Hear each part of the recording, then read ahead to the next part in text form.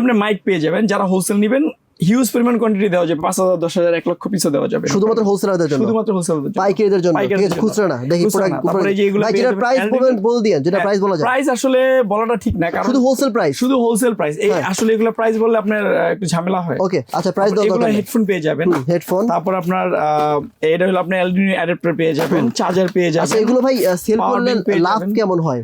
এগুলা সেল করলে যারা খুচরা তাদের তো ডাবল লাভ, তাই ট্রিপল লাভ হয়। আচ্ছা ঠিক আছে। তারপরে আপনার ডিফারেন্ট এই যে যেমন এই চকলেট কেবল গুলো, এটা কি প্রাইস বলা যাবে ভাই? এগুলা প্রাইস থাক, ওকে থাক, ঠিক আছে থাক, মানে প্রাইস বলতে প্রাইস বলা যাবে না, কারণ আমরা তো শুনে প্রাইসটা না বলার উদ্দেশ্য হলো মূলত আমরা কাজ করি কিন্তু পাইকারদের সাথে।